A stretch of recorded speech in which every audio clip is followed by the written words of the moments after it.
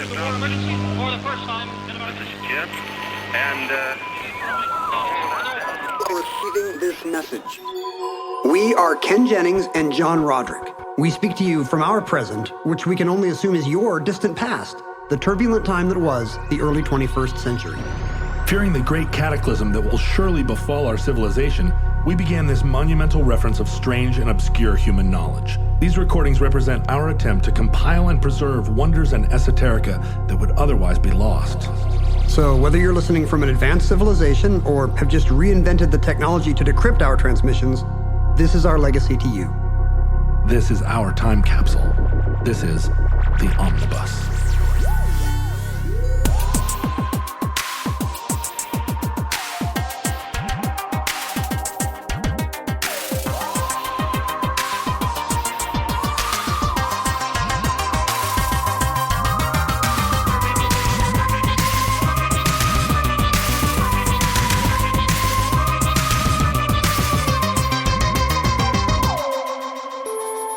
You have accessed entry 1282.1C1220, certificate number 33564, the Tech Model Railroad Club.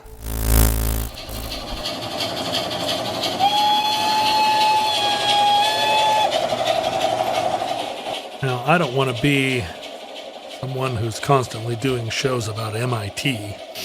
That's your brand. Please stop me if I MIT again.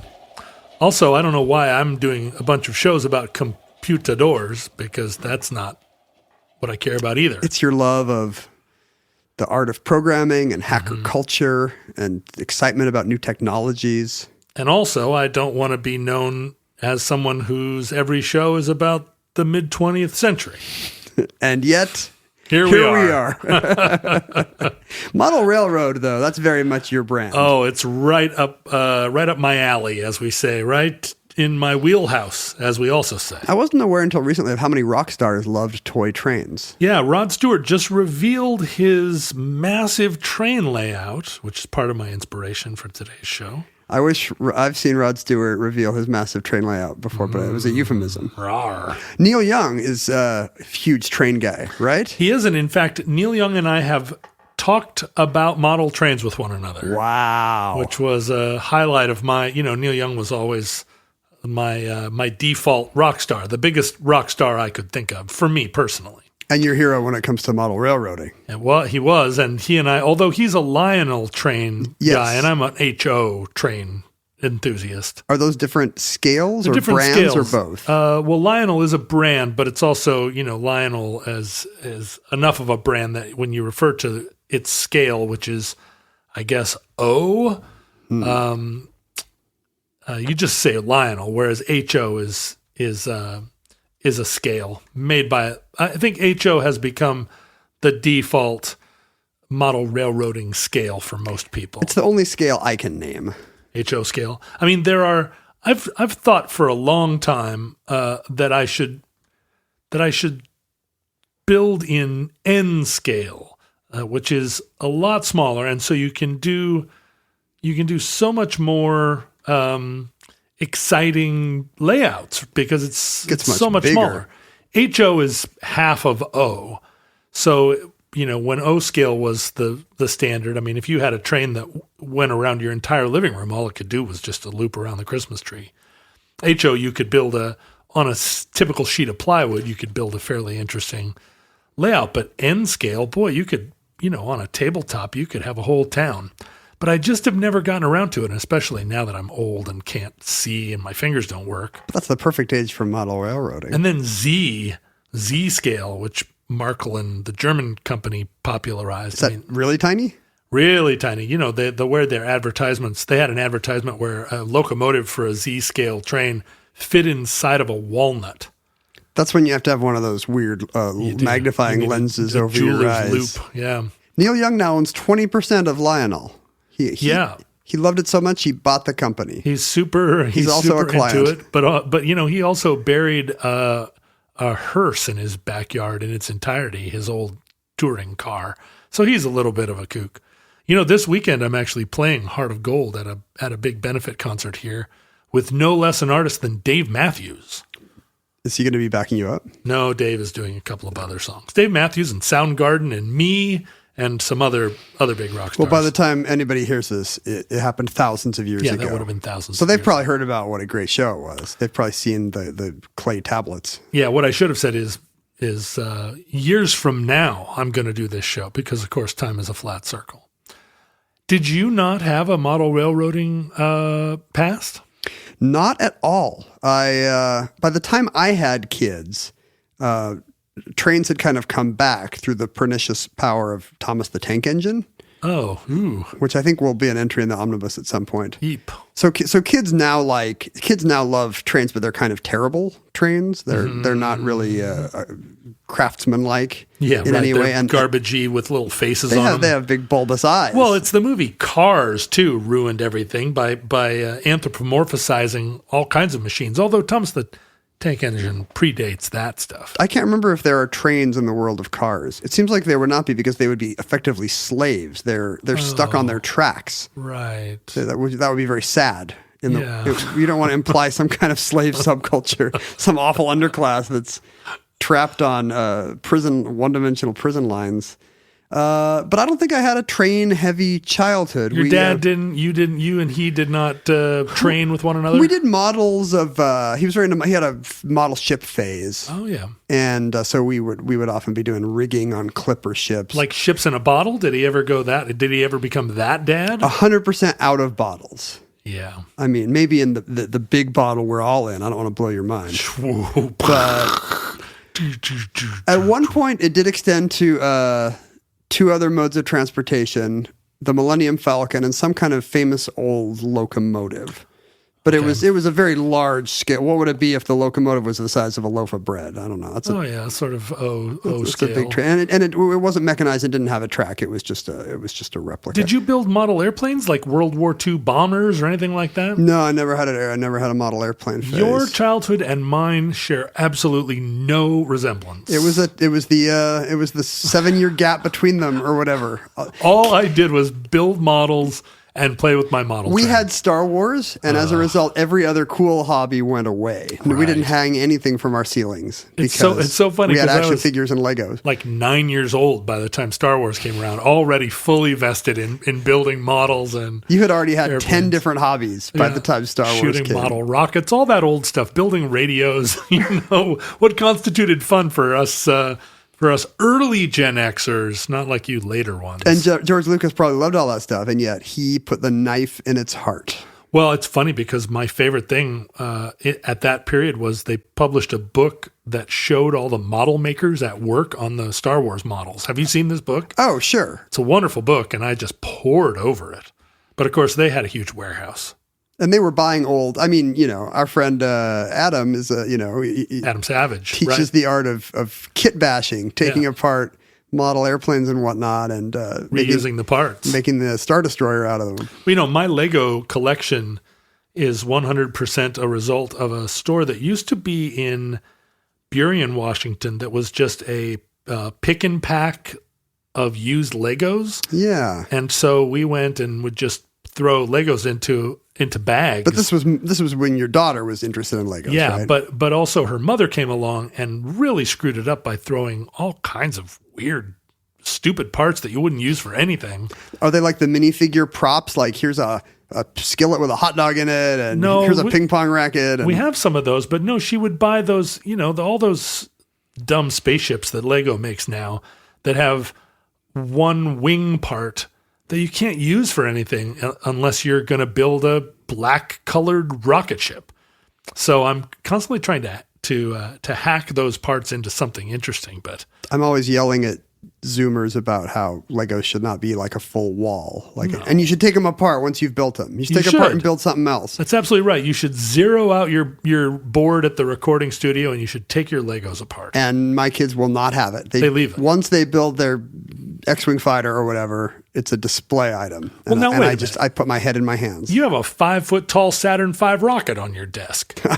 I do, and I want to take it apart, and my son would kill me. I know. You should. You should accidentally knock it off the shelf and have it shatter, and then do the cat thing where I push it closer and closer to the edge.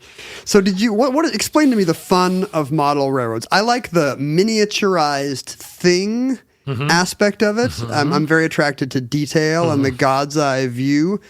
The fact that it just goes in circles over and over, I find a little monotonous. Well, there are several things about several kind of very different aspects of model railroading that appeal to you either in different ways or appeal to whole different subgroups of people. There are the people that kind of they like the sentimentality of the trains, nostalgia. Yeah, you can, or even if it's not personal nostalgia, like you can recreate an earlier era. You can focus your train set on 1920 or 1950, and within the context of it, then you're doing that thing where you're trying to replicate a time, and you would recognize in a model railroad set that, that's not what phone poles looked like in 1950. You know, it's kind of set dressing like you see in These movies. are the Civil War reenactors of the model railroading world. Yeah, and they really enjoy building a railroad set because it represents an environment, a time, you know. There are the people that are really into the model building itself. How do you create a realistic building that doesn't look, if you build a building and don't weather it, and this is true of any kind of model building, you need to put things on it that make it look used, you know, water stains, oil stains, moss. So it's both building the model and then antiquing it or distressing it. And that is actually the George Lucas model building aesthetic, right? Yeah, Science fiction movies had always had clean, sleek, gleaming spaceships until he was like, no, make them look beat up, make them look rusty. Right, and that's a lot of the fun of model railroading for another sort of subclass of people. And also within that, creating natural environments, realistic-looking trees, realistic-looking grass. That's fun to me. Really fun, and what you discover is a kind of the sort of fractal nature of plant life, because you can take a clipping from the end of a branch of a real tree and discover that it looks like a tree itself. You can put some lichen on it and root it in the ground, and all of a sudden you've made a realistic-looking tree from a sort of small part of an actual plant. Are these people not just buying all this stuff pre-made from little weird hobby shops? Like, you're not just buying all this stuff ready to go and laying it out on a table? No, true model railroaders, just like all modelers, are, they start with, it's just like Adam Savage's hacking model kits. They start with model kits often, but then immediately begin disassembling them, rusticifying them, and yeah, that's a word. Yeah, and the verb form of rust is not rust; it's actually rusticify. No, but to make something rustic is to rusticify it. Absolutely. You put it on the rusticity, and and that's part of the fun and appeal to a lot of model builders is to build a thing that couldn't be.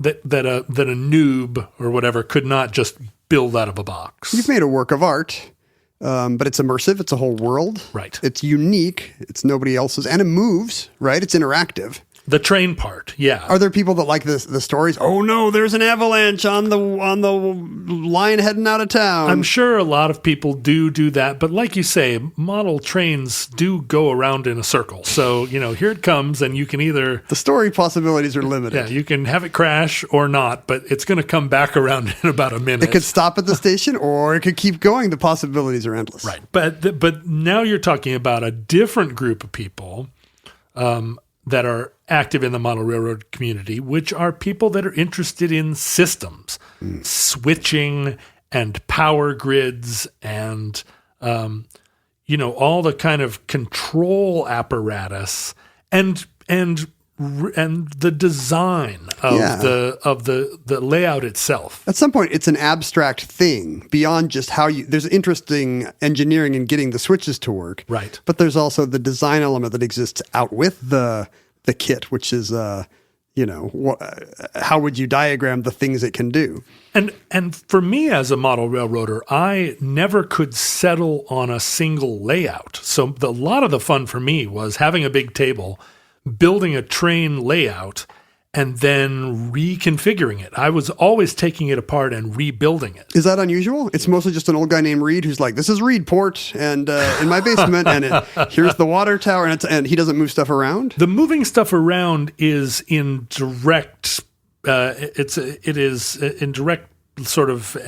antipode of the desire to build a realistic looking and natural layout. Yeah. So the two impulses are oppositional. And I think if you're building a railroad set with multiple people, you're going to end up with people of both stripes, and they're going to be in conflict with one another. Does that happen? Are there fights? It does. A lot of really big. Is that why Crosby, Stills, Nash & Young broke up? They did. Different model railroad approaches? That's right. Stills was like, no, we need to put the water tower over here. And Neil was like, I'm out of here. A lot of big model railroad clubs, and I mean, every city of any size has a model railroad club, and usually they open their facility up to tours at Christmas time. For some reason, model railroading, I guess it's because of the Lionel train around the Christmas tree, they're associated with Christmas. I noticed that there's a layout that appears in the Seattle Center every winter, and my kids love it, even though it's kind of the same every year. Yep. They put a list of what the changes have been. Like, there's a new school marm down at the old schoolhouse, but it's the same layout as last year. There's a model railroading club in Portland, and it's worth the drive down there for me to see their layout. It's better than the Seattle Center one? No. The Seattle Center one, the Portland layout is built in situ in the Model Railroad Club, and you're invited to go in. Whereas the Seattle Center one, it's multiple clubs. I mean, there's a Playmobil Railroad train set at Seattle Center during Christmas time that's as fantastic to watch as anything. I was in, this is we're recording this before Christmas, and I was in Manhattan last week, and there were signs everywhere for some holiday train layout at the Botanical Garden that I didn't even. So I went to the one in the Brooklyn Botanical Garden, and it is phenomenal because because it runs through the garden, and all of the cityscapes there are made from natural materials. Oh, that's fun. Sticks and plants. But they build like the Sears Tower. Well, they wouldn't do the Sears Tower. They build the Chrysler Building, but out of sticks, and they're huge. You know, it's a wonderful. I mean, you have to take your trip all the way out to the Bronx. In the future, the Chrysler Building probably will be made out of sticks. So we need to explain that it was gleaming Art Deco steel and aluminum in our time. Gradually, the parts of the building were replaced with sticks in time for the sentient squirrels to occupy New York City. Now I just Squirrel New York City. I can't stop thinking about the not York City. I can't stop thinking about the Christmas train thing. That's so weird. Because you got your Polar Express. Yep. Like how did trains become a symbol of? I guess it's just it's an OK Boomer situation where they you got model trains for Christmas, and then it was indelibly stamped on them. Also, I don't know, a big locomotive blasting through the countryside. I don't know. There's a lot.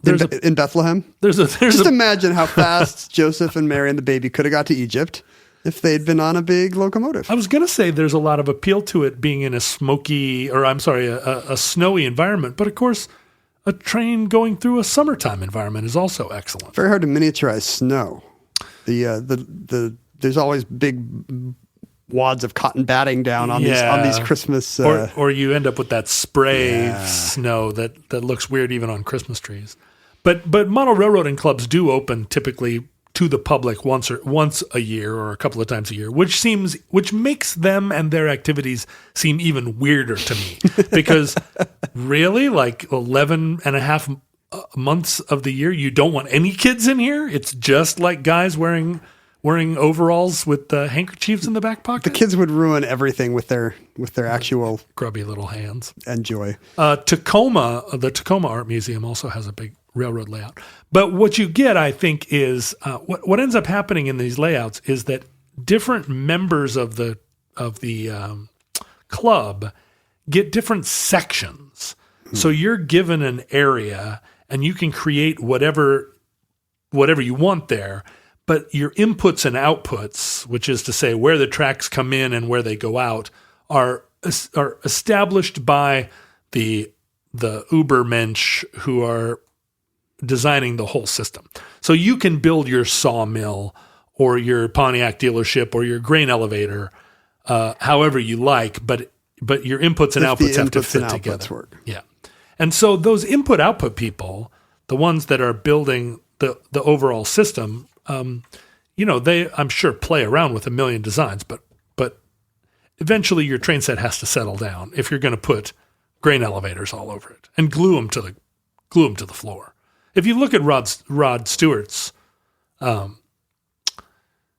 train set, I mean, it's not, even if you took it apart into 500 components, it would still only fit together one way. If you like my silos and you think they're stable. That's the song he sings about his non-modular railroad when he's working on it. I guess. But our story is about a railroad club and a legitimate railroad club. The Tech Model Railroad Club is not a euphemism for something, as it sort of sounds like it should be. It does seem like it's a twee indie pop group, or I don't know, a sex club or something. But it really is a railroading club that started at MIT immediately after World War II, and this was an era where model trains were sort of a popular. They hadn't yet taken on, I don't think, the sort of atmosphere of being an old lonely dad. No, the overlap with kind of young engineering-minded people was probably pretty good. Yeah. It was one of the closest hobbies to that back in a pre-digital era. Sure, you've come back from the war, you grew up during the war, and now you have access to maybe a more complicated version of these toys, but also it was the era of peak railroad. Trains were everywhere. It's not a nostalgic hobby. People love trains, and I think it's maybe universal that whatever you're doing, when a train goes by, everyone stops to watch, and particularly engineering-minded people that love systems, people that love big machines. Everyone loves the sound of a train in the distance. And that people that love systems and big machines tend to also be people that are attracted to the Massachusetts Institute of Technology. And so in 1946, during the war, MIT was a hotbed of science that was all fed toward the war effort. And they built several what were considered temporary warehouses to tinker and produce killer robots and lasers, methamphetamines, and sharks, Captain America. Sharks filled with millions. Oh yeah, did they make Captain America there? Oh, they made so many Captains America there. They made even Lieutenants America. Your favorite movie? It is. It's really one of the great. It's one of the great. Great allegory for you and Martin Nazism. Scorsese are always talking about how much you love the Captain America movie. But during World War II, they built several of these buildings, and they're basically made out of plywood. And like so many of the great buildings in the world, they were not expected to last even for a decade. I wish they were Quonset huts. I know they should have been, but they needed these buildings to be bigger, and so a lot of them were 3 stories tall. They were long, they were expansive. They needed a bunch of space, and the building at the center of our story was a building at MIT called Building 20, and it's not. I don't think they didn't build 20 of these plywood buildings. There were, I guess, the numbering system at MIT. Knowing what we know about MIT, I'm sure it started with Building N. And then buildings X and Y, and eventually it ended up at Building 20. I don't believe it's the 20th building at MIT. Well, they're engineers. It should be. Right. Although the first floor of Building 20 was floor 0, even though it wasn't a basement. It started with floor 0. Engineers. But Building 20 was was MIT's radiation investigation science building during the war. And after the war, it was sort of surplus to requirements and became a place that was, because it was a ramshackle building, it was made available to all of the student groups and all of the people that weren't afforded official space in the hoary old ivy-covered buildings of MIT proper. And model railroaders need a pretty big footprint, right? They do. And so the Model Railroad Club began in 46. They took over an upper floor of Building 20. And it was, it was a kind of enthusiast group like MIT doesn't have a famous football team. Or indeed any football team at all? Basketball team but they do have, a lot of student activities. And so the Railroad Club started, and it attracted a whole, a self-selecting group of MIT students that were interested in this kind of combination of mechanical engineering and electrical engineering, and it was a place that a certain type gravitated. And if you and I were both at MIT in the late 40s, I would have joined the Model Railroad Club, and you would not have. You probably would have been off at the Frisbee Ultimate Club. I had a college roommate who, if anybody told him his major was in engineering, he would say, "Oh yeah, engineers, that's great. Toot toot." But this is the one place where that overlaps. Sure, that's right. Both kinds of engineers come together here at Building 20. In 1947, if you were at MIT, what college enthusiast group do you think you would have joined? Well, most of the things I do did not exist yet, right? Right. I mean, you said Ultimate Frisbee. The Frisbee probably had not yet been invented. No, it had not. It was still just a pie plate. That's actually a future Omnibus episode 2, the Frisbee. Trivia, as we know it, did not really exist as kind of a competitive boomer pub quiz type activity. Probably not. It was just a series of books at the time. What would you have done? Just join the Hardy Boy Hacky mystery? Sack didn't exist. No. Is there like the arts are not strong at MIT. Is there a book club? Maybe. Astronomy. Okay. Like people looking through a telescope. You would have been into that. Sure. And that's timeless. Right. I mean, all those stars are probably dead by now. That's well, certainly by the time this show is being broadcast well in the future. So that's interesting. And I wonder if you took two 18-year-old proto-engineers and gave one of them a telescope and one of them a train set, what you would produce. Well, why don't we find out by following some of the train set minds through their Building 20 years? Yes, let's. Are we going to meet some of them? Well, we will meet some, although, this show, when we do biographies, we really focus on the biography of a person. And when we do general things, at least in my experience, we stay off of the players and focus on the big picture. That's what I like. The layout of the train table, as it were. So let's. I guess we can start with John McCarthy, who was a professor of computer programming, and this is before computer programming was a thing. And in fact, John McCarthy may have actually sort of coined computer programming and artificial intelligence. These were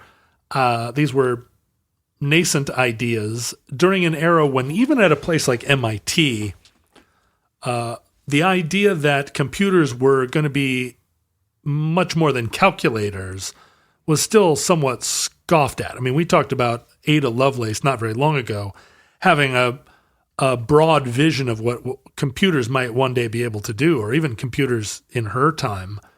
And she encountered this same resistance from the more established scientific community, which was, no, computers are calculators, and they can calculate complicated things as they get more powerful. And we're here perhaps 60, 70 years later, and we now see computers have entered every aspect of life. Here we are, yes. Yes. Computers are even beating live human beings at jeopardy. It's a shameful, shameful situation. Yeah. It's a disgusting display. Yeah. But the computers are used in the arts. Computers, are, areas that nobody was thinking of in the late 40s, right?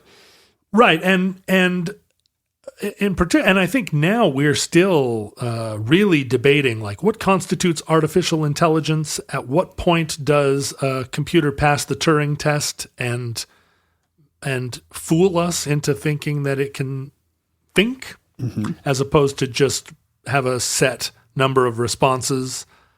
We've seen attempts at creating artificial intelligences turn into just racist meme spouters within the course of like 6 hours of 4chan having access to it. It doesn't bode well for no, it really doesn't. The first generation of conscious computers. But at the time in the early 50s, there were a few people that were thinking well ahead, and John McCarthy was, I think, maybe what you would describe as an archetypal computer programmer. He spoke sort of in clipped, inscrutable sentences. He had a long beard. He wandered around in his rabbit slippers, shooting rubber bands at birds. No, he didn't do any of those things. But he was working on notions of computer programming, and later on spent many years working on one of the first computer programs that could reasonably play chess against a human opponent. And he was a model railroader. Well, no, but but his computer programming. So this was in a time when computers themselves took up whole buildings. Yeah, and nearby to Building 20 was Building 26, and Building 26 housed the early IBM computers that were giant calculators, and they were considered a kind of, they were off limits to all the undergraduates. Of course, they were busy computing the area under a circle, the area under a curve, or where these were to be used by people for engineering problems, right? The area of the circle is equal to 5 times the square of its radius. You said computer again. I did. And look what happened. I said computer, and the computer over there told me the area under a circle was... It told you how to compute the area of a circle. Yeah, that's pretty nice of it. The area of the circle is equal to 5 times the square of its radius. 5 times the square of its radius, says Amazon. Fascinating. And so access to these computers was highly restricted at IBM or at MIT at the time. People were using them to crunch numbers. They were. And there were always sort of defense aspects to it. But this was before a time when those computer people thought to protect those machines by locking the door after hours. I mean, it was sort of like the BBC, or sort of like record labels in England in the 60s. All of the engineers wore white lab coats and kept their ties knotted, but it was assumed you wouldn't go in and touch the knobs because people would harumph at you. So that was how cybersecurity worked in the early days. Yeah, you didn't want to get harumphed at. It was an honor system. It was, basically. But some of the early, or maybe I guess the next gen, like denizens of the Tech Model Railroad Club, were naturally, and in particular the people that were interested in switching and systems that a model railroad uses a form of circuit logic. When you were describing how little modules would have things come in and out, I immediately thought of programming algorithms. Right. I mean, that's how a subroutine works. You split up the work by saying, hey, here's how your thing is going to work. And you build a thing that just takes certain things in and produces certain outputs. And if you put enough of those together in a right way, I mean, you turn gates into integrated circuits, and you turn little tiny routines into a computer algorithm, and little computer programs into an application. I mean, it's not that different. It's really not. And this was before. It was before model railroading was an analogy for computer programming. It was model railroading was, predated computer programming, and people that just instinctively love to close loops, that love the idea of circuit logic, were, saw the potential of computers because they were already building this kind of system. And, another sort of system that was expanding at that same time was the telephone switching system, which was a similar and large scale engineering and mechanical switching, massive project growing in scale during this same period. And these people were used to doing it for fun. It was a hobby for them to build these designs and see what could happen, which, that must have changed the aesthetic and the culture around what computers could do. It did. And within the group of people that were working on the Tech Model Railroad Club, or TUMRC, as they called it. Ooh, that's not good. No, TUMRC. Well, they actually developed their own a pretty extensive lexicon that we'll talk a little bit about. Where does the "ooh" come from? It should be like TUMRC. Yeah, it is TUMRC. Oh. I say TUMRC because I like to mispronounce everything. It's TUMRC. It's not a TUMRC. But this group, the group that liked to paint little trees and the group that liked to make old locomotives were very different from the group that liked to build closed systems. And that group was called the Signals and Power Subcommittee, which gives you a sense of how many of them were Marxists. But the Signals and Power Subcommittee had this, sort of small group of dudes, or not all dudes, or certainly later not all dudes. And I don't mean to say not all men. Hashtag not all dudes. But this group of guys, and some of them went on to be, quite famous computer programmers, Peter Sampson and Bob Saunders and Alan Kotok, who were pioneers of computers, or pioneers of computer programming, and went on to build complicated architectures later on. They were part of this Signals and Power Subcommittee, and they realized that they were scrounging equipment to build their model railroad, and then that scrounging went kind of further out. They recognized that late at night, when they were up there smoking cigarettes and drinking Coke and building their train set, that there was nobody guarding the other systems. And they were in this old rickety building that had because nobody cared about it. Nobody at MIT cared about the building. Nobody kept them from punching holes in the walls. Nobody kept them from running wires, higgledy-piggledy. So there's something kind of clandestine about their model railroad culture. And they actually received a bunch of telephone switching equipment, surplus, and there were, people kind of feeding them stuff. And so they started to build this mechanical switching system using telephone equipment. And one of the big problems of creating a kind of circuit logic to a train set is the trains themselves run on power that is transmitted through the rails. Mm-hmm. So the wheels of the train are metal, and they make that connection, and it drives the little electric motor. But if you have an enormous train set, first of all, you can't generate enough electricity to power trains all over this, train set that has basically miles of little track. Is that even true today? The individual trains are not battery powered, or? No, they're not battery powered. The train tracks themselves are electrified, and it's, sort of a third rail type of thing, but it's actually in the tracks themselves. Is it dangerous? No. Is Neil Young gonna get electrocuted? It's low voltage, but most train car. If you look at a model railroad, the little box cars and the hopper cars have plastic wheels. It's only the locomotives that have metal wheels because they have little electric motors in them. Right.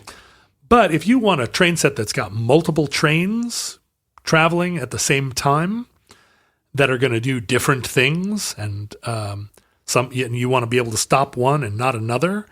You can't do that with a dumb system that just has electricity flowing through the whole. No, that's real system. Decision making, trees and stuff. It is, and so what the Model Railroading Club pioneered was the idea of splitting the system up into chunks, or what were called blocks. And what they did was any one of these particular blocks that were built by an individual member also had little gaps between the rails where one section of track would lead on to another. And that enabled them to power those sections separately.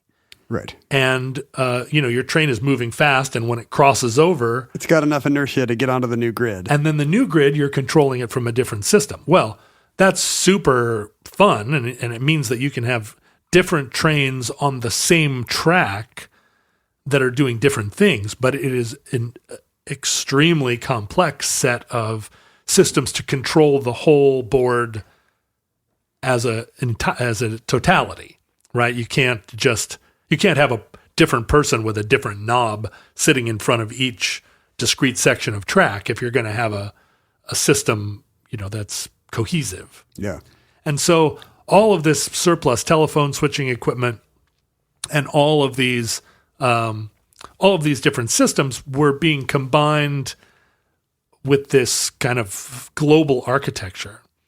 And it was also during a period when the first sort of students were getting access to the mainframes, the room-sized IBM computers like the 704 and the 709, right? And they are starting to have this access to it at night or the downtime when it's not being used to calculate big engineering problems. And some of the first computer programs that were sort of student designed were very much like the ones that I tried to program in BASIC in 1981.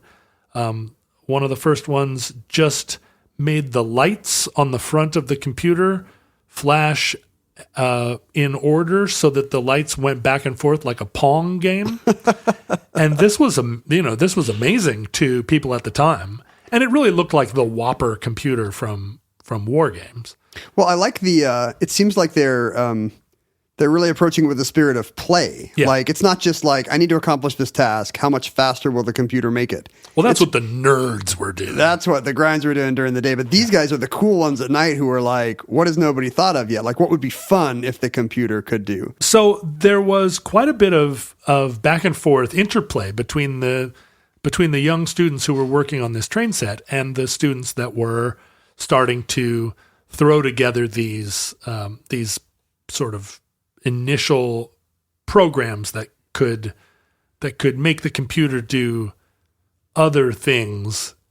And because of the limited number of bits and bytes that these computers had, it was then, as now, seen as a sign of your sort of elegance as a writer and a thinker if you could take a program and reduce its elements, reduce the number of commands to make it simpler and simpler, so that your program had used the least amount of commands. And I'm thinking that wouldn't have. I mean, today that's kind of a matter of aesthetic pride for programmers that their code is very clean. But back then, it probably had a very practical value. If you're having to put everything on punch cards, it did. Like making a solution simpler and more streamlined. It was faster to run. Sure. It had fewer potential bugs. Yeah. So back then, it was life and death to try to make things simpler. Well, a group of students that were working on their model trains, they had developed a kind of jargon that gave them a lot of pleasure because they were, let's be honest, nerds. Everybody likes to have their own little language. Yeah, they do, and a lot of the language at the Tech Model Railroad Club just involved, rather than calling it the rather than calling it a can of Coke, they called it a can of kook or whatever. They're just playful dorks. Nothing that would make you, really celebrate their lexicon. In jokes. But shibboleths, as we like to say. Yeah, they had a lot of shibboleths, and they called it, if somebody did something that screwed up a system, they would call it a gronk. And if something wasn't working, they called it mung. And we hear these things now. Mung was short for mash until no good. But I actually will use the word mung to describe something that's foobar. And foobar being another kind of World War II-ism that migrated over into computers. Yeah, foo, I think, was a big MIT computer word, which maybe came from foobar, I guess, but you still see it today. Well, foo became a computer word. Foo actually has a much earlier origin story, and that is absolutely, it's not only an omnibus that's teed up and ready to go, but the only reason we're not doing foo today is that we're doing this show instead. But and now I have to postpone doing foo because I can't have another mid-20th century dork World War II adjunct show for a while. I have to do some stuff about drag queens in the 2000s. The great thing about that is the Alexa will not turn on. Oh, right. Well, who knows what she thinks when I say foo. She might be really writing everything down. One of the words in their lexicon was if someone, as they were building a part of the track system or part of the switching system, came up with an elegant solution or were thinking of it at a kind of higher level, they described it as a hack, and doing that work as hacking. So, and it was meant as although it sounds like it would have been like a derogatory term. Hack means kind of an amateur. Something that, that you did poorly. In this sort of little room of chain-smoking undergraduates, it meant that you'd figured out a workaround or had done something with a certain amount of elegance. It was a solution. So the term hack became somewhat synonymous with a solution. And because there was so much migration between these two rooms, the early computer programmers started, many of them the same people, started to apply the word hack to any kind of computer solution where a more complicated program had been sort of chopped down, more elegantly designed. And it was once the word gets into the room, right? It's like the word grok, which we use all the time to mean various versions of Git or fully understand, but of course has more specific origin. Hack seems like a case of latent demand, where the world actually needed now a word to mean a clever engineering solution, and we didn't have that word. Sometimes the words are just so good that it's induced demand, like if it seems fun to say mung, then mung catches on. We took a lot of terms sort of generally from this incubator building 20. I mean a lot of the terms that they used, like for instance, black box. The idea of a black box being a box that you're not sure what's going on inside. You don't know how it works. You just know what it does. You put input in and something else comes out. That's a train word? Black box started because if people were, if students had been working on the train set and had left without putting their tools away, those tools would get put into a black box. And in order to get the tools out, you had to, pay some fine to the club. So it was, it became sort of synonymous with a box, and you had no idea what was going on inside it, what was in there.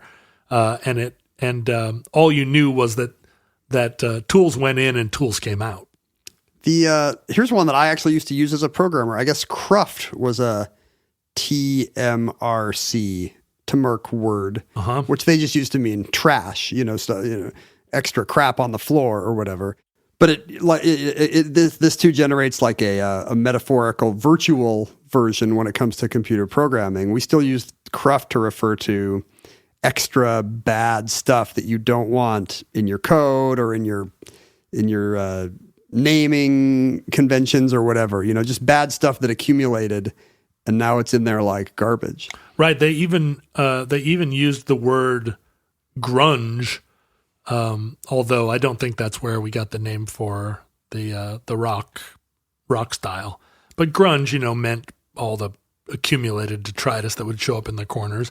Apparently, scrounge was also a word. It came. I think a lot of this stuff came out of World War II military jargon, and scrounge I think has because those guys are also problem solving on a budget with duct tape and stuff. That makes sense. And there was a lot of scrounging that went on during this period. But Building 20 was also a place where a lot was going on at MIT throughout the 60s. A lot of stuff that didn't have that wasn't respectable and didn't have home in the MIT buildings, proper. Including, this was where Noam Chomsky located his linguistics work at a time when it was, kind of denigrated as a non-science.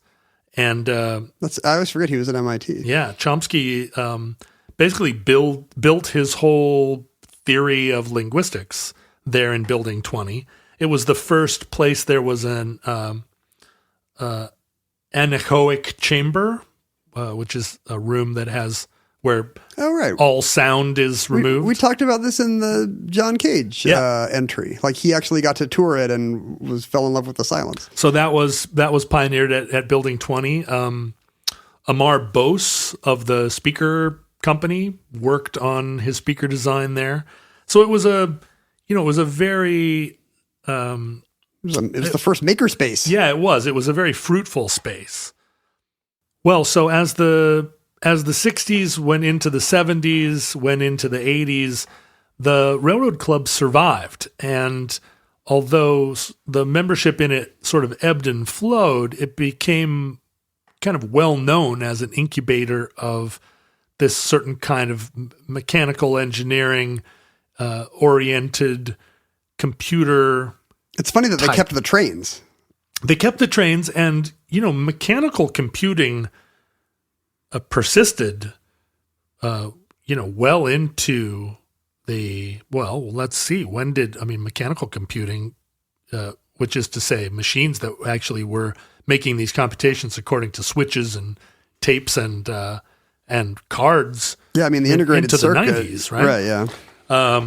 And in fact, I think AT&T was still using mechanical switching in their in telephone relays until the mid 90s. We call that legacy solution, legacy equipment. Before electronic switching, I guess, became widely available, and so the MIT the Tech Model Railroad Club continued to be a place where people got to experiment with basic circuit logic, mechanical circuit logic, until the present day. The Tech Model Railroad Club still exists. The Building 20 did not survive to the modern era. By the late 90s, the fact that it was, first of all, that all these nerds had drilled holes in the walls and in the floors for decades.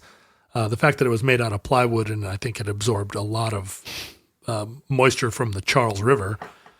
But also it was, rife with asbestos. The building was falling down.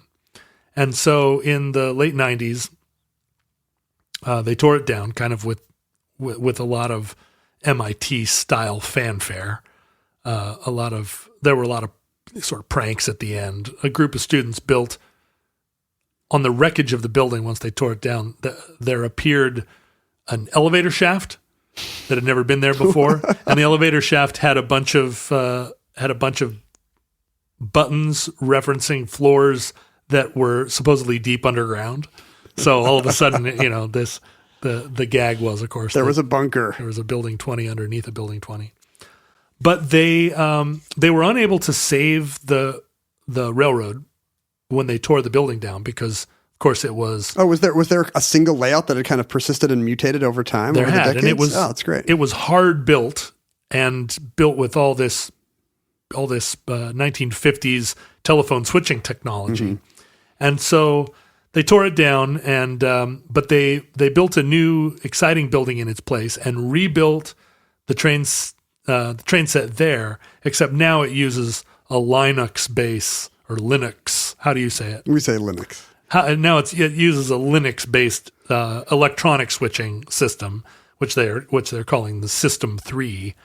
I'm relieved to hear it. Yeah, and so it still is a place where enthusiast students and also there are a lot of legacy members of the club. So it has become a place where old timers, alumni hang out. Yeah, go and sit and talk about wax nostalgic about their railroad layout.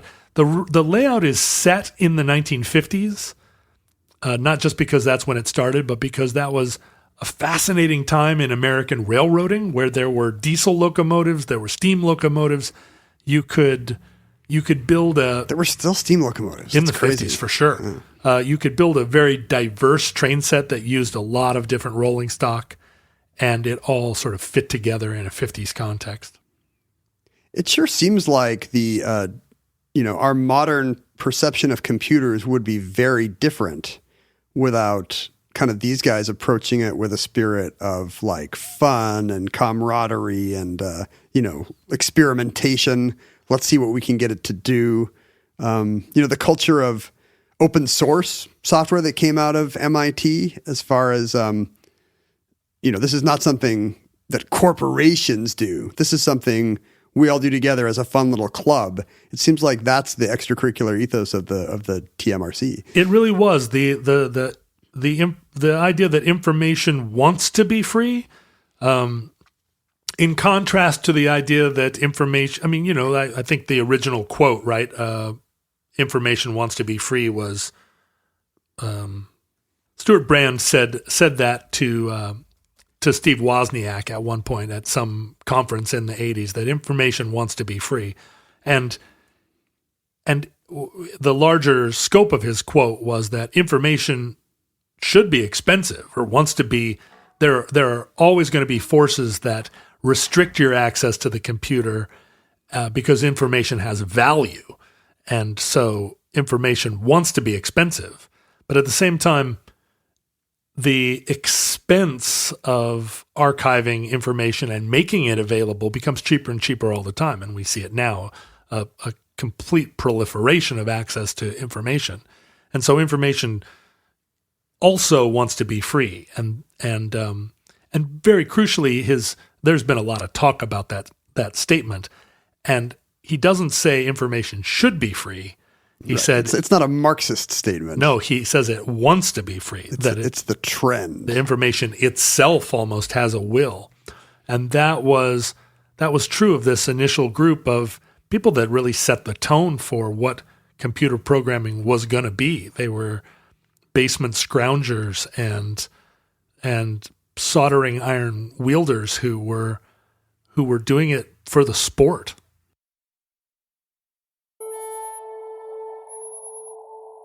And that concludes the Tech Model Railroad Club, entry 1282.1C1220, certificate number 33564, in the omnibus. Now, we now live in the world that has been wrought by the Tech Model Railroad Club, in which computers have entered every aspect of our lives and just start to play late period Beatles singles, whether you want them to or not. Wait, I'm the Walrus is on the White Album, huh? It's not like a B-side. I Am the Walrus came out as a single. Oh, so it is a single. Okay. Yeah. I can't remember what it's backed with. Oh, it's on Magical Mystery Tour. Oh, that's what it was. It was Magical Mystery Tour. I always forget. When I was a kid, I had a set of Beatles cassettes, and it did not have Magical Mystery Tour, but it was the B-side of Hello Goodbye.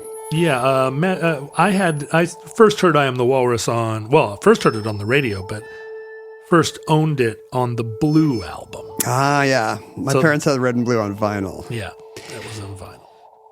So we have, John and I were active on all the social media networks of our era. I was at Ken Jennings. He was at John Roderick. Jointly, we were at Omnibus Project. If you still somehow have access to these purveyors of social depravity, I guess. Not depravity, right? It's, both things. We need more deprivation and less depravity.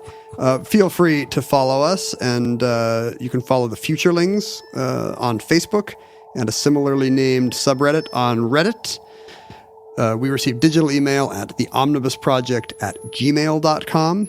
So please send us your own suggested MIT topics, because that's all we're going to do from now on is, geek culture of guys in short-sleeved white dress shirts.